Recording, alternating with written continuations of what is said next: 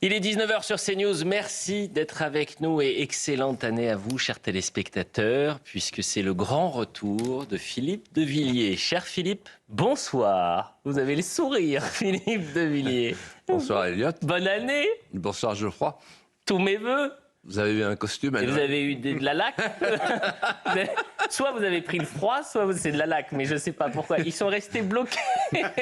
C'est le vent, c'est la tempête qui a fait ça. Non, c'est parce que, comme on dit chez moi en Vendée, j'ai pas pu aller au coiffeur. Ah bah oui, Ouais. mais vous avez failli pas venir cette semaine.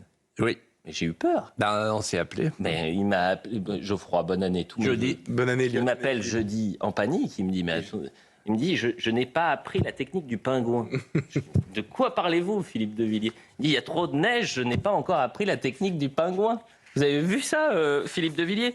C'était nos excellents confrères du Parisien. Neige et verglas pour éviter de glisser, marcher comme un pingouin.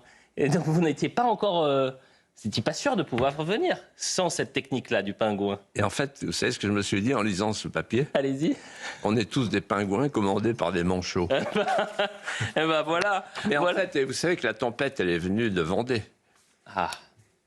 Donc je suis venu par la tempête, faute de venir par la neige. Et vous êtes venu plus rapidement que prévu. Et c'est c'est un bonheur de vous retrouver, Philippe de Villiers. Et moi aussi, je suis très heureux de vous retrouver. Vous m'avez manqué. Et c'est long, hein. On a passé un long temps. Oui. Et avec beaucoup de gens que je rencontrais, y compris tout à l'heure dans la rue, qui disaient alors vous avez disparu, qu'est-ce qui s'est passé? Vous étiez à Bethléem. Bon, voilà. Et le dossier est lourd. Hein. Oui. Mais tous mes voeux, Philippe de Villiers. Bonne Alors, année 2026. moi aussi, tous mes... On souhaite quoi aux Français qui nous regardent, Philippe de Villiers? Qui retrouvent la France et que la France se retrouve. Et ce sera le sujet, évidemment, de notre fil rouge tout au long de cette émission, Philippe de Villiers. Parce que vous avez souhaité commencer, pour cette première émission de l'année 2026, par la révolte paysanne. Des centaines d'agriculteurs ont convergé cette semaine en direction de Paris jusqu'au pied de l'Assemblée nationale et l'Arc de Triomphe. Emmanuel Macron a annoncé que la France voterait contre l'accord de Mercosur, alors qu'une majorité de pays de l'Union européenne a donné son feu vert. Vous avez même publié une photo sur les réseaux sociaux. Philippe de Villiers, quel regard portez-vous sur la révolte paysanne? Alors, il y a 3 questions, si on prend de la hauteur, qui se posent ce soir, et qui ne sont pas posées, et que je vais poser, avec gravité. La première question, c'est la question de la définition d'une nation. Parce que quand j'écoute les commentateurs, les journalistes, les économistes, on n'a pas la même définition de la nation. On a perdu la définition de la nation. Ou bien la nation, c'est une addition de consommateurs, et dans ce cas-là, il n'y a pas de problème. Il faut aller chercher le prix le plus bas.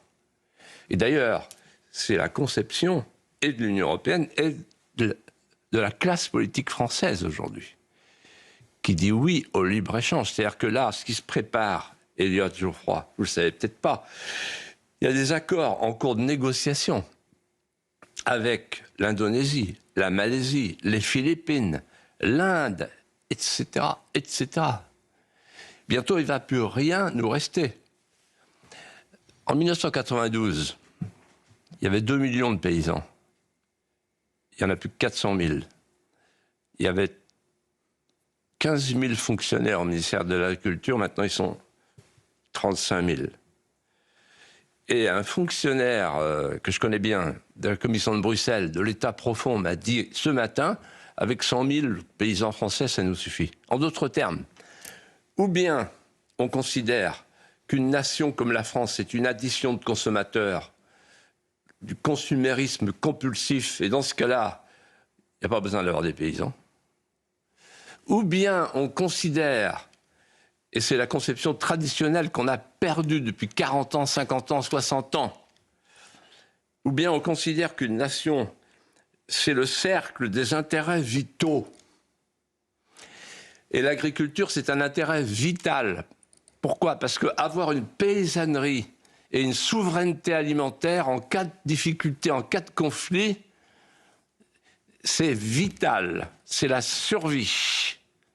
Exemple, pendant le Covid, on n'avait pas de paracétamol parce qu'avec les chaînes de valeur globale, tout est parti en Chine. Et là, on s'est dit, oh là, on peut même plus se soigner en France. C'est-à-dire le cercle des intérêts vitaux, ça veut dire avoir une agriculture, avoir une industrie nationale, avoir une énergie nationale. C'est-à-dire être capable tout seul de faire face à toutes les difficultés. Et pour commencer, la défense, avec l'atome, ce qu'on appelle la sanctuarisation du territoire, le sanctuaire. En fait, la nation, c'est le sanctuaire. Et dans le sanctuaire, il y a des intérêts vitaux. Et pour moi, et selon moi, le circuit court, le paysan, qui est sur sa terre depuis des siècles, c'est vital.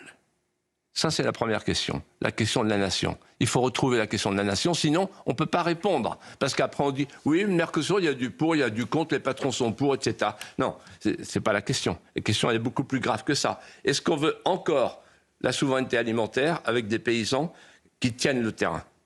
Deuxième question, la question de la responsabilité. Et là, je vais être très dur. Ils sont tous des criminels.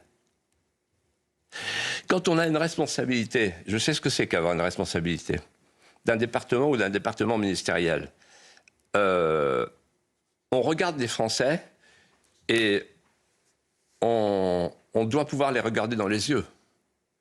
Sinon, on s'en va. Et donc, tous ceux qui ont ratifié les traités de Maastricht, de Marrakech sur la création de l'OMC, la fin des droits de douane, le traité d'Amsterdam, évidemment le traité de Lisbonne, ils devraient partir. Tous, tous, tous. Et si vous voulez, je peux les nommer. Hein. Ils sont tous au pouvoir. Et ils nous expliquent, je voyais Michel Barnier tout à l'heure, il est venu voir les paysans. Non, ils ont un culot. Il est venu voir les paysans, ah oui, oh, je m'intéresse beaucoup à la paysannerie, je m'intéresse... Ouais. Ils se foutent de notre gueule. Ce sont eux qui ont délégué la compétence à la Commission de Bruxelles. Donc ils ne viennent pas maintenant pleurer au premier rang dans un exercice compassionnel qui est un exercice d'hypocrisie. Donc en fait, tous ceux qui sont au pouvoir, là, ils devraient s'en aller, démissionner. Ce serait honorable pour eux. Après, ils peuvent se racheter et revenir. Mais simplement, symboliquement, dire, bon, on s'est planté, quoi. Troisième question, et c'est la plus intéressante et la plus importante, depuis qu'on a appris que Macron a voté non. C'est très intéressant. Pourquoi c'est très intéressant? C'est la question de la souveraineté. Donc on a Macron qui vote non, mais ça passe quand même. Ça veut dire que quand tu n'es plus souverain, tu n'as plus que tes yeux pour pleurer.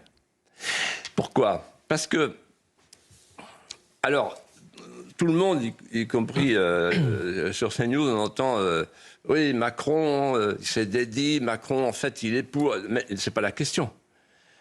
La question, c'est que quand vous êtes une nation et que vous déléguez votre compétence, que vous transférez la souveraineté, eh ben, vous ne pouvez plus rien faire. J'ai dit ici, vous m'avez entendu peut-être trop souvent, j'ai dit ici, quand le pouvoir n'a plus le pouvoir, en citant Saint-Ignon, quand le pouvoir n'a plus le pouvoir, il ne peut plus rien pour vous. Et donc là, les paysans, sur leurs tracteurs, qui nous envoient le message suivant, on est en train de crever, mais regardez-nous crever, parce que vous allez crever après nous. On est les premiers à crever, mais derrière, vous allez tous crever, parce qu'ils s'en foutent des Français. Tous. Et donc, en fait, Macron, c'est une marionnette, Macron. C'est une marionnette de Van der Leyen. Et vous vous rendez compte ce que la France pèse aujourd'hui? Souvenez-vous, 1965-1966. Bon, quand je dis souvenez-vous, c'est une formule pour deux gamins. Bon. Mais il y a des pour la culture générale. En 65, le général de Gaulle dit pas question de cet accord agricole. Chaise vide. Et ensuite, compromis du Luxembourg, c'est-à-dire qu'en fait, ils décident que quand il y a une question essentielle, il n'y aura pas de majorité qualifiée, il faudra l'unanimité. Voilà. Donc en fait, quand un pays est souverain et qu'il délègue une compétence, à aucun moment, il ne peut déléguer sa souveraineté. Il ne peut transférer sa souveraineté. Et moi, pendant des années, des décennies, quand j'allais dans les salles, quand j'allais voir les Français, et que je leur disais souveraineté, souveraineté, souveraineté, ils disaient « Qu'est-ce que c'est ce truc ?» Là, les paysans, eux, ils ont compris ce que ça voulait dire d'être souverain. Parce que quand tu es plus souverain, tu comprends ce que ça veut dire. Tu es là avec ton tracteur, devant l'Arc de Triomphe. C'est un geste magnifique qu'ils ont fait. C'est même une victoire. Parce que toute la France est derrière eux. Mais c'est une victoire dans la défaite. Et pourquoi c'est une victoire dans la défaite? Est-ce que vous avez compté les hommes politiques qui ont dit depuis 2 jours ce que je vais vous dire maintenant? Il faut partir. Il faut sortir de cette Union européenne. Sinon, on va être broyé. Il y en a beaucoup qui ont dit ça? Non. En fait, tout le monde s'arrange de la politique politicienne parce qu'ils ont leur poste, ils sont députés européens, voilà. Et donc c'est la raison pour laquelle, d'ailleurs, il y a autant de gens qui regardent dans l'émission, parce que moi je suis libre et je vous dis les choses que personne ne dit, sauf les paysans sur leurs tracteurs. Eux, ils ont compris. Et c'est pas la première fois que vous dites ça, puisque j'ai retrouvé une archive, Philippe de Villiers. Ah. On est en 1995. À l'époque, d'ailleurs, c'est la campagne présidentielle, et lors de cette campagne présidentielle, vous avez comme boussole la préférence agriculturelle dans vos vœux de campagne. Mais là, j'ai retrouvé un sujet qui était proposé par le service public, qui vous suivait en campagne. Et vous savez, il y avait la pomme avec Jacques Chirac, qui était pourtant appréciée des agriculteurs. Mais vous avez tenté de remettre l'église au milieu du village en disant, certes, on peut aimer les pommes, mais avant d'aimer les pommes chiliennes, il faut peut-être aimer les pommes françaises. Et avec cette idée de l'Union européenne que vous êtes en train de nous vendre, l'agriculture française se meurt. Regardez, on est en 1995. Aujourd'hui, mes parents ont travaillé ces terres que nous n'aurons plus. Je suis désespéré et c'est la faute de l'Europe. La cause de son malheur, ces hectares de pommiers arrachés sur ordre de Bruxelles. La pomme pour les uns, synonyme d'abondance, sauf ici, en Tarn-et-Garonne. Le fruit est amer, n'empêche, Philippe de Villiers en fait son délice. Moi j'ai la mémoire d'un pommier, vous voyez. Un pommier, ça vit longtemps. Et j'ai entendu M. Chirac parler du Munich agricole à propos du GATT et de l'Erhaus. Et comme il prend la pomme comme symbole marketing de sa campagne, ben, en croquant cette pomme du Chili, je lui dis, est-ce que vous avez oublié vos promesses? Et voilà Philippe de Villiers qui raille sans relâche Jacques Chirac, mais aussi Édouard Balladur. Les 2 hommes sont renvoyés dos à dos. Dans leur discours récent, ils ont proposé, ou ils se sont résignés à l'Europe fédérale. Et ce qu'ils souhaitent pour les semaines qui viennent, c'est que ça ne se sache pas. Mais Philippe de Villiers se charge de le dire.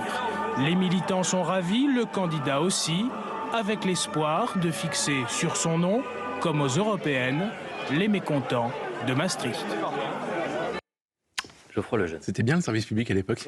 C'était clair. C'était plus objectif. Philippe, on est en 1995 dans cette archive. Que s'est-il passé en 30 ans? C'est une bonne question. Je vais vous raconter une anecdote qui me revient en voyant ces images. Un matin, je crois que c'était le 24 septembre 1993, on prend le petit déjeuner avec Alexandre Solzhenitsyn et Nikita Struve, son éditeur. Je vois Solzhenitsyn qui boit, ou plutôt qui sirote son thé froid, avec une petite madeleine. Et tout à coup, il se redresse, puis il me dit, il va vous arriver la même chose que pour la révolte de Tambov. Je dis, c'est quoi la révolte de Tambov? Il m'explique. Il me dit, ce sont des paysans qui étaient attachés à leurs terres, des petits paysans attachés à leurs petits lopins de terre, et qui tentaient de prospérer, de survivre.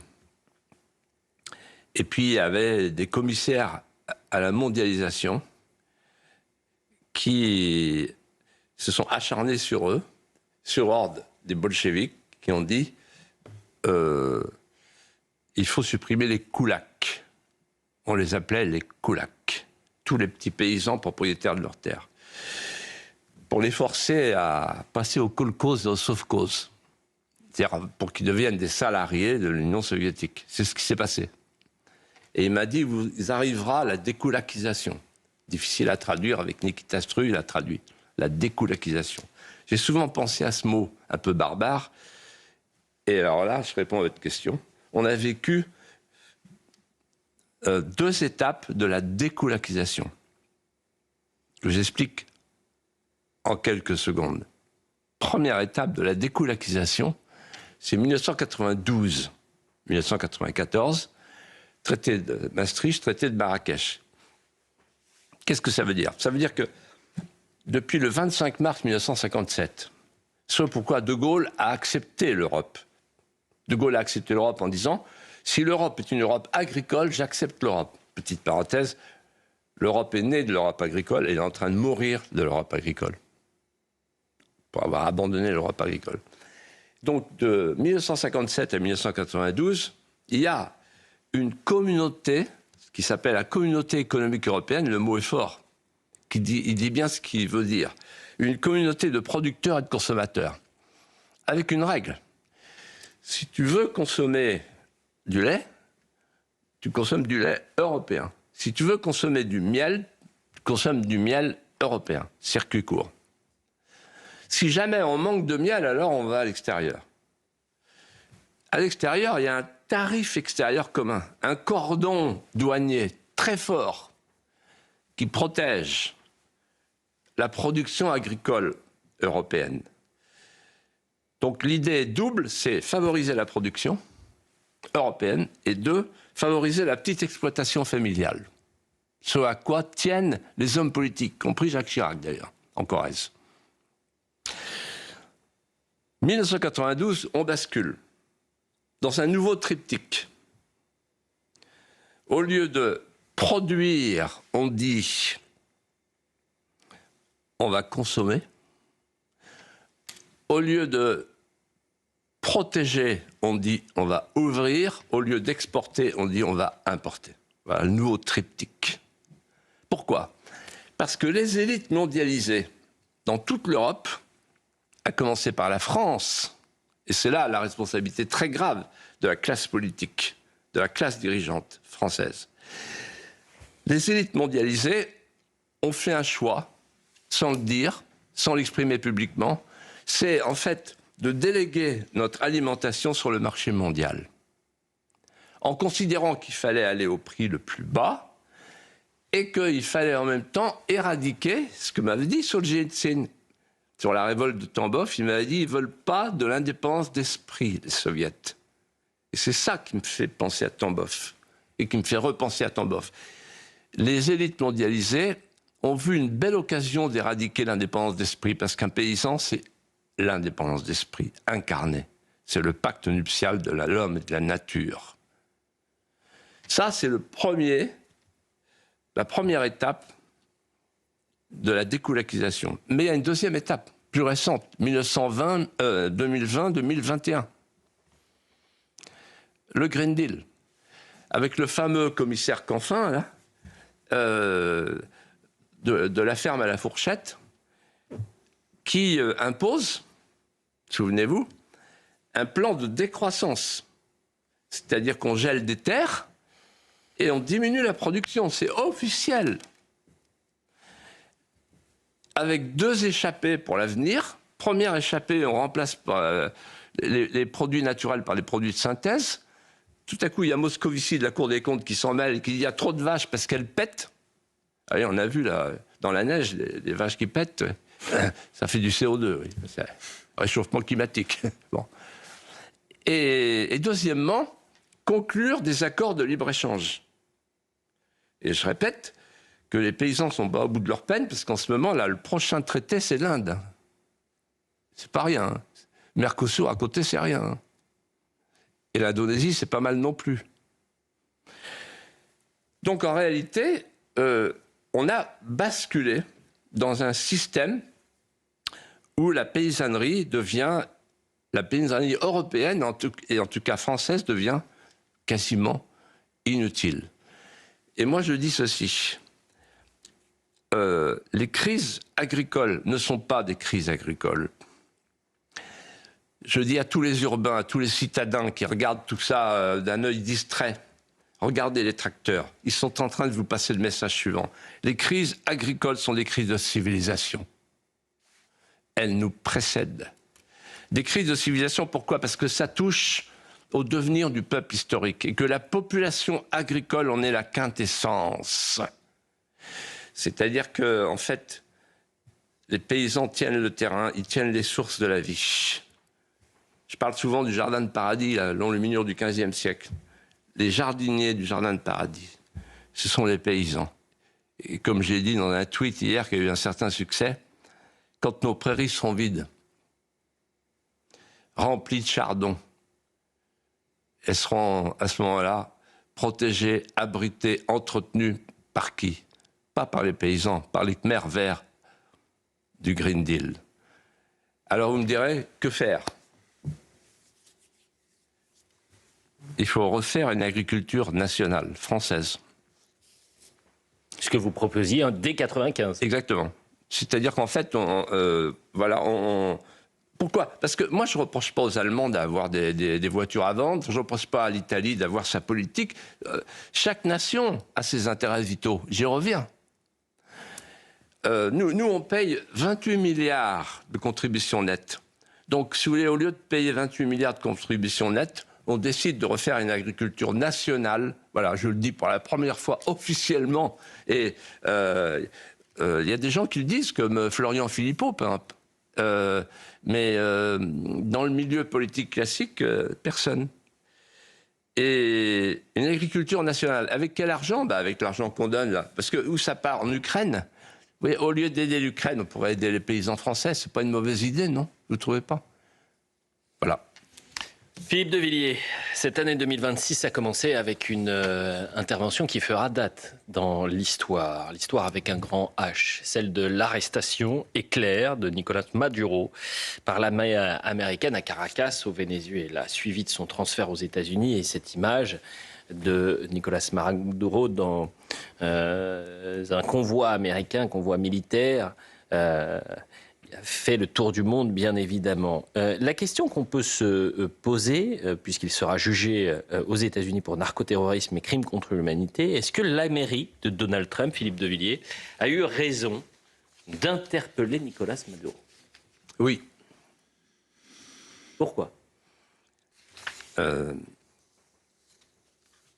Elisabeth Burgos, qui est une historienne vénézuélienne, qui a été, je crois, l'épouse de Régis Debray, qui était un homme d'une grande puissance intellectuelle. Elle a écrit un papier dans le Figaro que j'ai trouvé excellent, en disant, ben voilà, on parle de souveraineté. C'est quoi la souveraineté? C'est la souveraineté du peuple. Là, on est devant un gouvernement Maduro qui n'est pas un gouvernement légal. Tout est truqué. Ce sont des imposteurs. Ce sont des mercenaires qui ont mis en coupe réglée un narco-État. Mais allons plus loin. Ceux qui parlent du droit international ne connaissent pas le droit international, pour beaucoup d'entre eux, les hommes politiques français. Pourquoi? Parce que dans le droit international, il y a deux registres. Il y a le registre interétatique. On n'est pas dans ce cas-là. Il y a un deuxième registre. C'est le registre du droit pénal international. Le droit pénal international, c'est quand on est en face d'un crime international, à portée internationale. Et dans ce cas-là, pardon du mot un peu complexe, il y a l'irrélévance de la qualité officielle. C'est-à-dire que la fonction de celui qui est poursuivi ou mis en accusation, ciblé, n'est pas une fonction protectrice. C'est la jurisprudence de Nuremberg, en fait. On peut prendre des exemples, vous les connaissez. En 1960, la doctrine, l'affaire Eichmann, quand Eichmann est extrait d'Argentine, pour être soumis à un juge, personne ne dit rien. C'est la jurisprudence Nuremberg. Quand Klaus Barbie est extrait de Bolivie, personne ne dit rien. Quand Pinochet est extrait de Londres pour être jugé, personne ne dit rien. Et je vais aller plus loin. Si on avait pu kidnapper Hitler en 1938, ça aurait été une bonne chose, non? Ah, c'est illégal au regard du droit international, d'accord, mais quand il s'agit d'une guerre préventive et d'une guerre de légitime défense, et pourquoi je vous dis ça? Parce que dans le même temps, là, vous avez vu ce qui s'est passé à Marseille avec la boutique Orange, là. Vous avez vu? Bon, on parle du narcotrafic en France. Tous les hommes politiques disent « Oh là là, narcotrafic, comment on va s'en sortir, etc. » Mais là, on a affaire à un narcotrafiquant de haut vol. Non pas que le Venezuela soit une terre de fabrication de cocaïne, mais c'est par la côte vénézuélienne que tout part pour l'Europe, pour arriver au port du Havre, au port de Rotterdam, au port d'Anvers. Donc tous ceux qui sont contre le narcotrafic devraient se réjouir qu'il y ait au moins un État qui dise « ça suffit le narcotrafic ». Et il faut couper la source. Voilà. Et donc c'est la raison pour laquelle je pense que cette opération est légitime. Pardonnez-moi, mais il me vient quelque chose à l'esprit. Quand je vois les hommes politiques français qui disent la Charte des Nations Unies, il faut, pour le Venezuela, pour l'Ukraine, pour le Groenland, respecter la Charte des Nations Unies, c'est-à-dire, il détaille, c'est-à-dire la souveraineté, l'intégrité territoriale et l'inviolabilité des frontières. C'est formidable parce qu'on appelle à faire pour les autres ce qu'on est incapable de faire pour soi-même. La souveraineté, on l'a transférée, on le voit avec le Mercosur. L'intégrité territoriale, on l'a vidée d'elle-même, on l'a vidée de sa substance économique, industrielle, agricole. Et quant à l'inviolabilité des frontières, on accepte l'immigration invasive tous les jours. Il n'y a plus de frontières. Donc c'est extraordinaire de voir les hommes politiques qui réclament pour les autres ce qu'ils se savent incapables de faire pour eux-mêmes. Et pensez-vous qu'avec cette affaire, nous sommes à la veille ou au moment d'un point de bascule de la grande histoire? Oui, je pense que le coup de main de Caracas est un coup d'accélérateur. Mais c'était commencé avant, mais on ne l'avait pas vu. En fait, il y a eu deux temps successifs dans l'histoire des relations internationales, du droit international et de l'équilibre des nations. Je me souviens très bien, le 9 novembre 1989, en regardant Rostropovitch qui jouait du violoncelle, et je voyais les hommes politiques émus qui accouraient et qui répétaient « Nous allons toucher les dividendes de la paix ». Un nouvel ordre mondial se met en place. C'est la paix perpétuelle par le doux commerce. Il se précipitait sur Fukuyama, c'est la fin de l'histoire. En fait, il pensait que la paix perpétuelle allait s'établir sur 3 éléments. D'abord, le libre-échangisme avec les chaînes de valeur globale qui allaient créer des liens inextricables interdisant la guerre. Ensuite, le multiculturalisme qui allait créer un monde unifié, interculturel, multiculturel, chassant les identités récalcitrantes et les rendant inutiles. Et troisièmement, le multilatéralisme, c'est-à-dire l'idée d'un état de droit international qui allait gérer les conflits à la place des nations elles-mêmes. Donc plus de nations, plus de frontières. En fait, un monde unifié, les continents unifiés par l'échange généralisé. Ça a marché, mais pas très longtemps, parce qu'on arrive à la 2e étape, au 2e temps. Et ce temps, on est en train de le vivre. Tout est chamboulé. Et qu'est-ce qu'on est en train de vivre? 4 phénomènes nouveaux qui changent la donne. Premier phénomène nouveau, le retour des États-puissances. le retour des logiques de puissance, le retour à un ordre néo-westphalien, pour parler comme Kissinger. C'est-à-dire, en fait, les Américains voudraient reprendre le gros bâton de Theodore Roosevelt pour régler le problème de l'Amérique. Les Turcs rêvent de l'Empire ottoman. Les Iraniens rêvent de l'Empire perse. Et les Russes rêvent de l'accès aux mers chaudes. Deuxième phénomène nouveau, c'est le partage du monde en zones d'influence, avec 3 zones d'influence qui mutualisent le droit de veiller sur leurs étrangers proches. C'est-à-dire qu'il y a la doctrine Monroe pour l'Amérique, l'hémisphère occidental, comme dit Trump. Il y a la doctrine Catherine II pour Poutine, qui a ses mérites, puisque la Crimée était russe, du temps de Catherine II. Et puis il y a, pour la Chine, Taïwan, avec évidemment le risque de calfeutrer les semi-conducteurs, dont l'Occident a un grand besoin. 3 zones d'influence, avec qui poussent derrière les BRICS, le Sud global, qui prend sa revanche sur le traité de 1494, traité de Tordesillas, qui avait partagé le monde par un méridien entre les Portugais et les Espagnols. Donc c'est la grande revanche du Sud global qui aspire à un nouvel ordre mondial post-occidental. Troisième phénomène nouveau, d'une importance incroyable, c'est l'effondrement du système institutionnel. L'ONU, la CPI, l'OMC, l'OMS, ça c'est fini. Ce sont des institutions qui n'ont plus de portée, elles ne sont plus obéies, elles ne sont plus écoutées. Et puis le 4e phénomène, il nous intéresse directement, c'est le trou noir de l'Europe. Pourquoi ?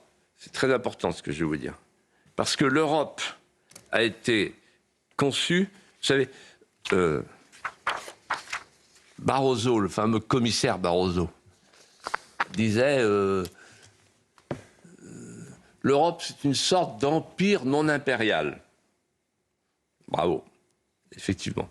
Elle a été conçue, l'Europe, non pas à partir d'une ambition à la puissance, mais à partir d'une règle, la concurrence libre et non faussée. Et ça change tout. Pourquoi ?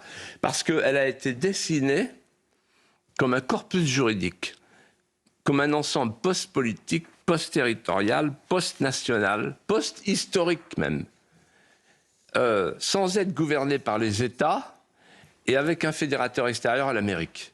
Eh bien, l'Europe est en train de payer cette erreur de conception.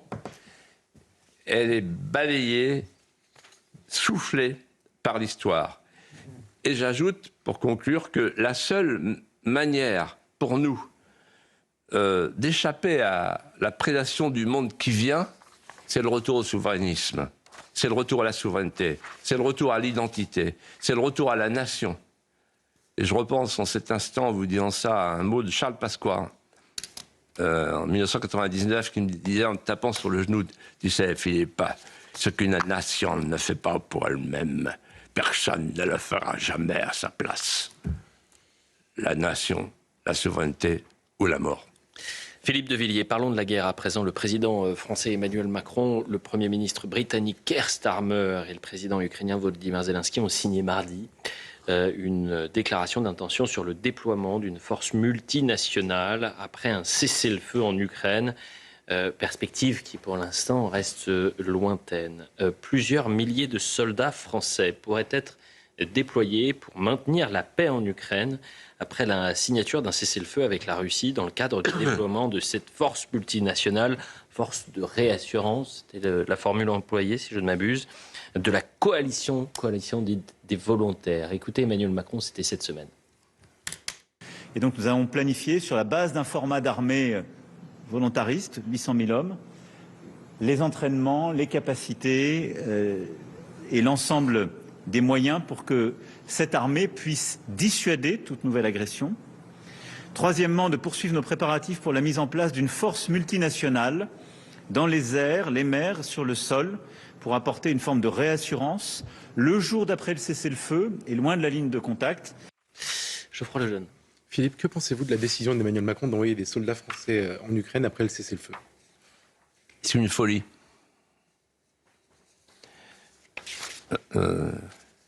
D'ailleurs, ils sont que deux, hein. Être un peu fou. Les autres, comme disait ma mère, quand on était à Saint-Malo, sur la plage du Val à Roténeuf, ils font trempette. Donc ils sont là, ils sont 35, vous avez vu. Mais il n'y en a que deux, hein, qui disent on va envoyer des soldats sous les ordres du général de l'amiral Mandon, le célèbre Mandon, pour envoyer nos enfants se faire tuer en Ukraine. Alors pourquoi c'est une folie? On le sent bien d'ailleurs, il y a beaucoup de gens qui le sentent. Il y a quelqu'un qui l'a dit chez Sonia Mabrouk hier matin, qui était brillantissime, c'est Pierre Lelouch.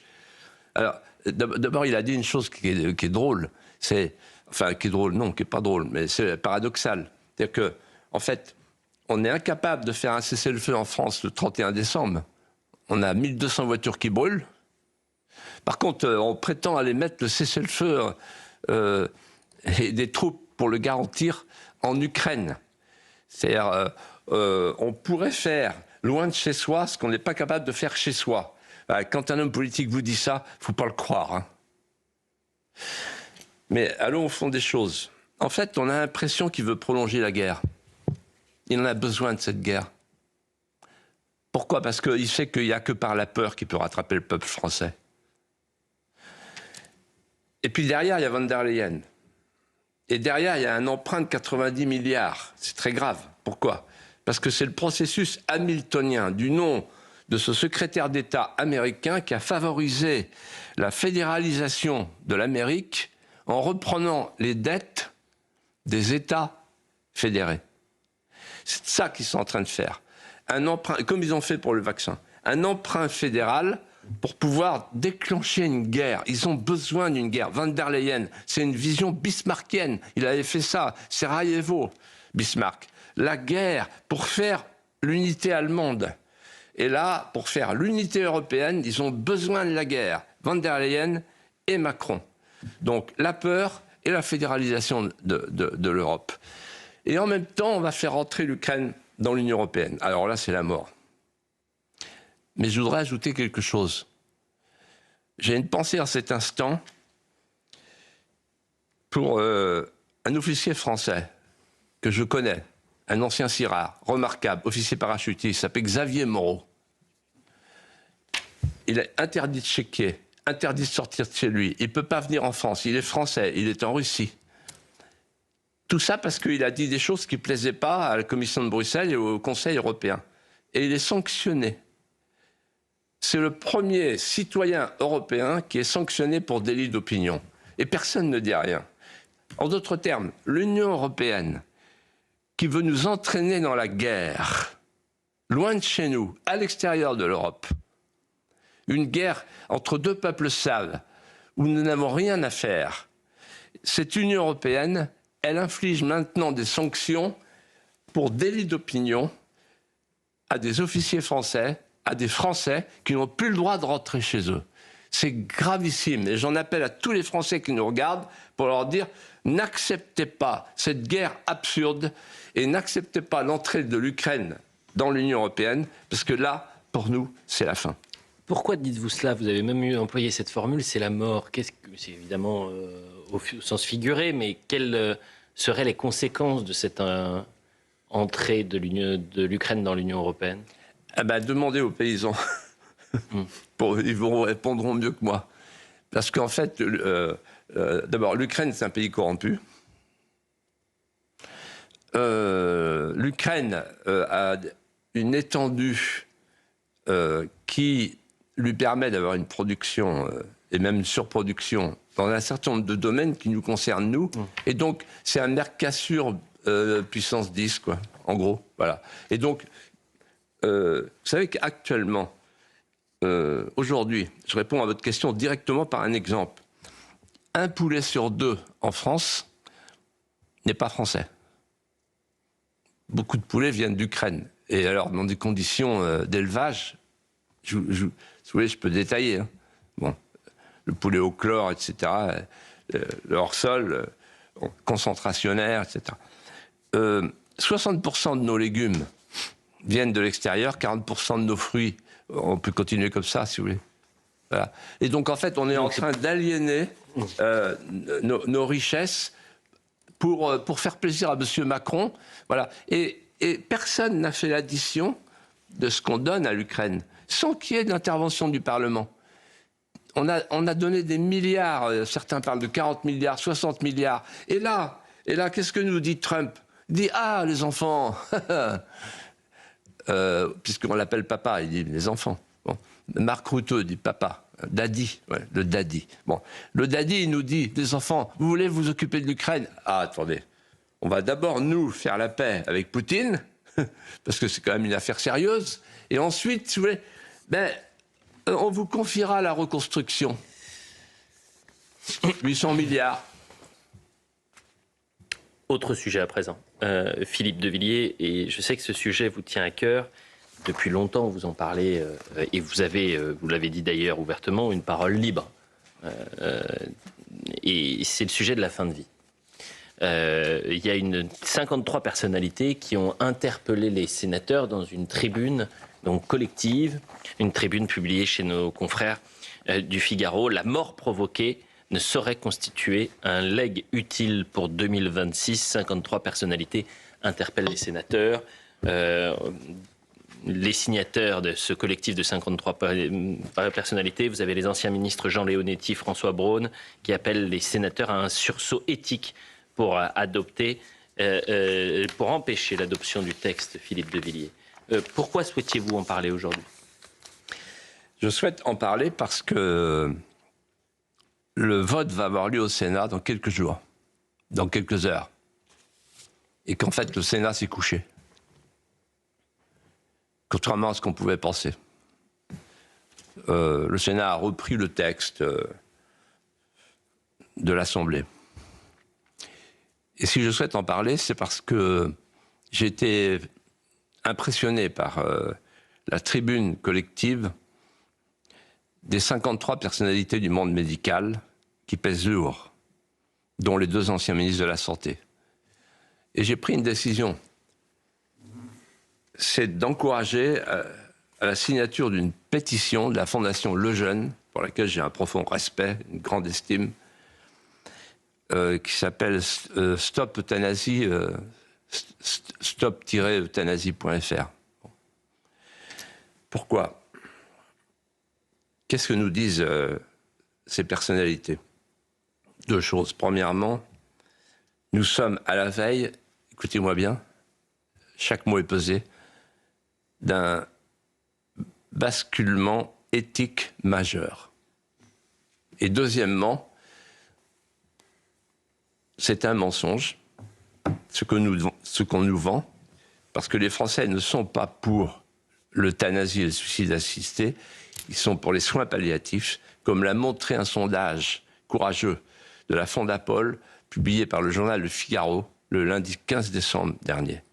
Les Français sont majoritairement opposés à l'euthanasie, au suicide assisté, et largement favorables à ce que l'ensemble des départements français soient dotés de soins palliatifs. Alors maintenant, allons au fond des choses. Parce que ce que je vais vous dire, personne ne le dit autre part. Je me sens seul, sur la crête, sur la cime de la souffrance de ceux qui se taisent, parce qu'ils sont eux-mêmes dans la souffrance et qu'ils ne peuvent plus parler. Nous sommes devant un renversement anthropologique inouï. Et vous allez comprendre pourquoi. Jusqu'à présent, la non-assistance à personne en danger est un crime puni par le Code pénal. Demain, quand cette loi sera votée, publiée, la non-assistance à personne en danger deviendra une vertu civique, familiale, médicale, légale. Deuxièmement, c'est un renversement anthropologique qui est un immense retour en arrière, de 25 siècles. C'est un retour en arrière vers l'âge pré-hippocratique du nom Hippocrate, du nom de ce médecin qui a défini les bases de la médecine, qui a défini l'éthique médicale en disant à peu près ceci: le soignant soigne, le médecin sauve, le médecin n'est pas un tueur, ce n'est pas lui qui apporte la mort, et à aucun moment la mise à mort ne peut être le prolongement du soin. En quoi sommes-nous à la veille d'un grand retour en arrière? Je vais dire les choses de manière précise. Il y a une alliance asymétrique, je dis bien asymétrique, entre le soigné et le soignant, qui repose sur un acte de confiance ineffable. Cet acte de confiance ineffable ne peut souffrir aucun soupçon. Voilà donc que, avec le Sénat, puis ensuite le retour à l'Assemblée, on prépare un fait nouveau, un événement majeur pour la société française, le crime d'euthanasie va devenir légal. On pourra tuer son enfant, on pourra tuer son patient, on pourra tuer son parent. La mise à mort sera le prolongement du soin, et il suffit de faire un petit voyage, l'Oregon, le Canada, la Belgique, pour voir que, naturellement, ça ne s'arrête pas aux fins de vie. Et d'ailleurs, on est devant un tissu de mensonges, avec l'euphémisation orwellienne. On nous parle de fin de vie, mais en même temps, à l'Assemblée, ils ont bien expliqué que tous les incurables, les handicapés, les maladies chroniques étaient concernés. Donc c'est un mensonge de parler de fin de vie. Loi de fraternité, tuer n'est pas fraternel, sauf à vivre dans une société barbare, tribale.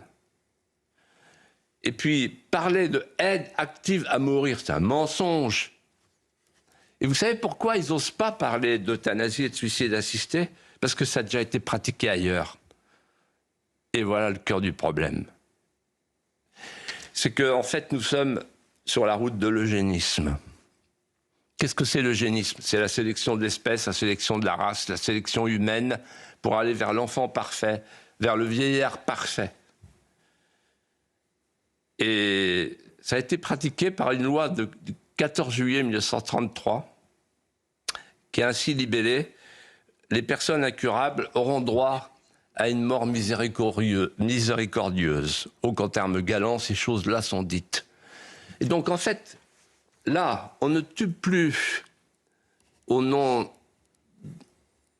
de je ne sais quelle considération médicale, on tue au nom de la compassion, on tue au nom du bien. Nous sommes devant un changement de repère, c'est-à-dire, en fait, le sens du bien et du mal est inversé, même inverti. Et je pense souvent à la phrase de Bernanos qui dit « La civilisation moderne n'est qu'une conspiration universelle contre toute forme de vie intérieure. » Alors moi, en cet instant, j'ai envie de lancer un appel à toutes les autorités morales, spirituelles,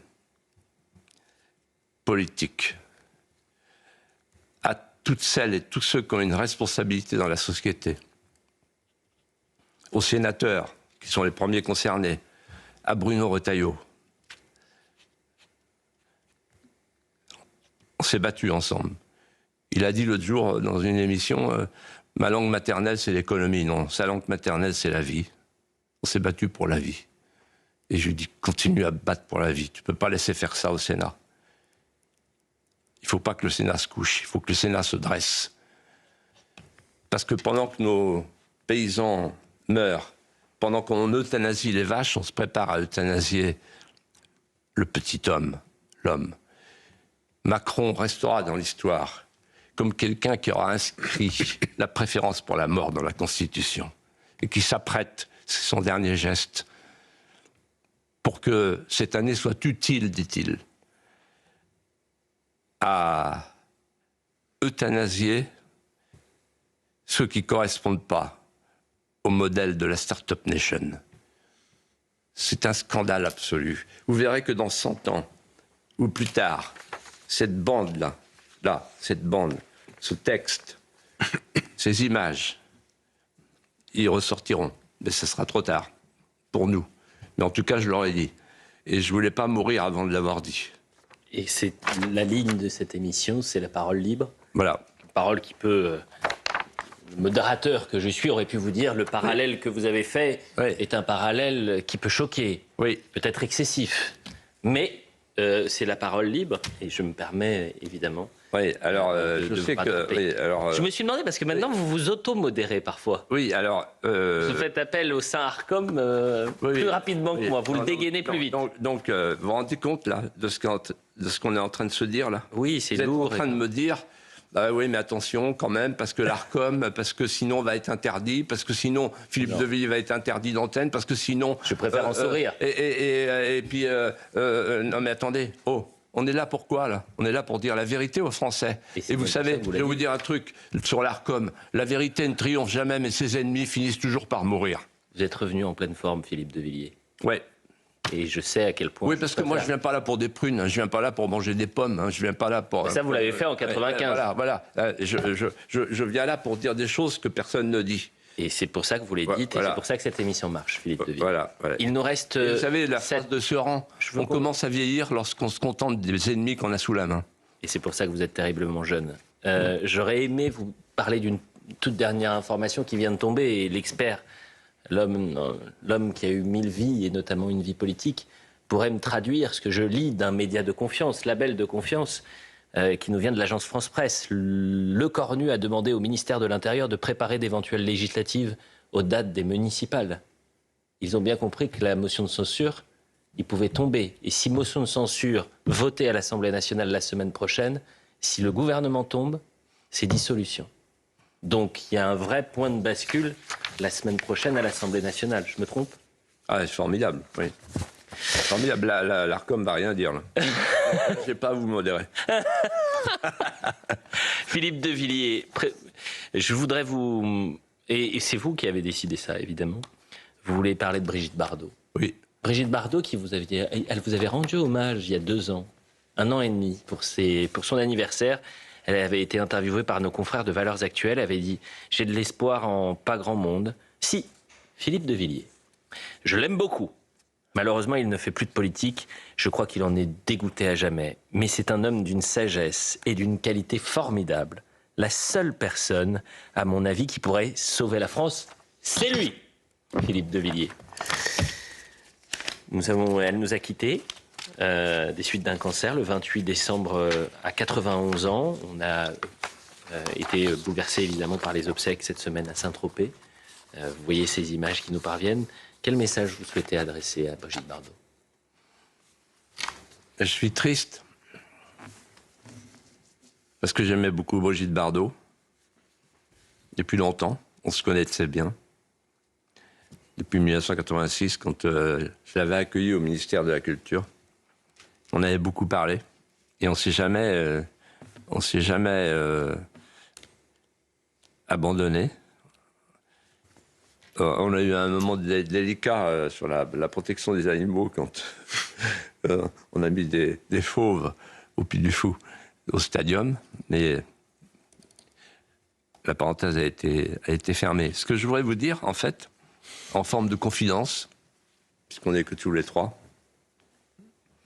c'est que moi j'ai eu la chance dans ma vie de connaître 2 personnalités, 2 stars, 2 légendes vivantes du cinéma, Alain Delon, Brigitte Bardot. Et je puis témoigner qu'ils s'aimaient l'un et l'autre et que même ils s'éblouissaient mutuellement. Alain Delon était là, vous pouvez voir sur les images, à ma première heure de vérité. La fameuse émission de France 2, 1991, pour me soutenir. Puis ensuite, il est revenu au Puy du Fou. Il a même joué dans la Ciné-Scénie. Oh. Oui, un soir. Quant à Brigitte Bardot, elle suivait notre émission jusqu'à ces temps-ci. Et elle m'envoyait des petits messages, dont certains sont passés dans des entretiens avec la presse. Tenez bon, il faut sauver la France. Avec les deux, sans qu'ils se concertent, nous parlions des arts de la scène. Et les deux avaient la même expression, avec les mêmes mots.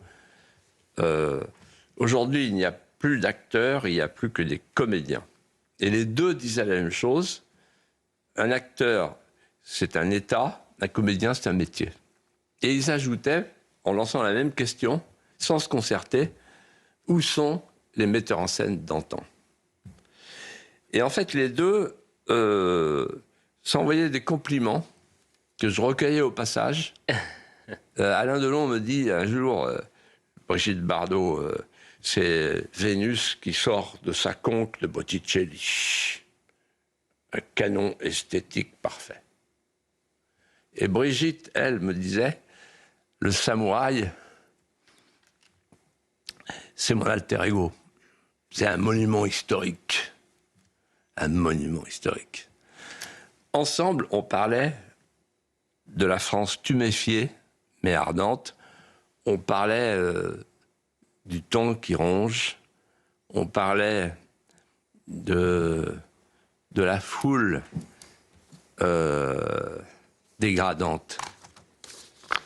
Et on parlait aussi du mot de Madame de Staël, le deuil, la gloire et le deuil éclatant du bonheur. Et il arrivait que l'un et l'autre fendent l'armure, entr'ouvrent non seulement son cœur, mais son âme. Vous noterez d'ailleurs, c'est curieux, et moi ça m'a toujours frappé, j'ai parlé avec les deux de ce sujet, ils ont tenu à mourir avec leurs animaux de compagnie. Ils avaient tous les deux une dévotion pour la Sainte Vierge. Et tous les deux, ils ont fait une chapelle. L'un à Douchy, Alain, et l'autre à la Garrigue, Brigitte. Je vais vous faire une confidence. Alain, quand il est venu avec Solzhenitsyn, ils étaient dans ma maison. Et Alain me dit, est-ce que quelqu'un demain matin peut repasser mon costume? Et mon épouse m'a dit un peu plus tard, j'ai trouvé dans la poche gauche de son jean un petit crucifix en ivoire. Et là, je me suis souvenu que souvent Alain mettait la main comme ça dans sa poche, sa main gauche. Et en fait, c'était une manière discrète, pudique, échappant aux lumières du monde, de dire quelque chose, non seulement sur cette terre, mais dans l'au-delà. Et ça m'avait beaucoup touché. Quant à Brigitte, elle m'a raconté comment cette chapelle est née. Au bout d'un petit sentier de chèvre, disait-elle, un chemin de croix, un petit chemin de croix, face à la mer. Elle disait là, dans cet oratoire, je ressens une paix merveilleuse. Elle aussi avait une petite Sainte Vierge. Elle avait une dévotion pour la Sainte Vierge, un peu comme Édith Piaf. Voilà. Et quand mercredi, j'ai vu l'immense Mireille Mathieu entonner le Panis Angelicus. J'avais les larmes aux yeux, j'étais effondré. Et je me suis dit, le moment est venu pour moi de déposer moralement, par la pensée, en forme de cadeau ultime, devant le porche de Notre-Dame de la Garrigue, une enluminure de lavande dans un concert de cigales. Adieu, Brigitte. Merci Philippe de Villiers, merci beaucoup pour cette émission et pour ce retour et cette première de l'année. Encore une merveilleuse année à nos téléspectateurs qui sont heureux, j'en suis certain, de vous retrouver. À la semaine prochaine. Geoffroy, Philippe, restez avec nous puisque dans un instant nous reviendrons sur cette actualité qui est peut-être un tournant. Peut-être que la semaine prochaine nous parlerons dissolution et nouvelles élections législatives. Est-ce que je peux faire des vœux pour CNews ? En 10 secondes. Oui, et il faut que CNews continue, comme vous le faites tous, vous êtes magnifiques, à être la chaîne de la parole de vie. Eh bien, écoutez, on continuera. Et je dis à tous les spectateurs et à tous les Français, si vous cherchez la parole de vie, c'est ici qu'elle est délivrée. Merci Philippe de Villiers.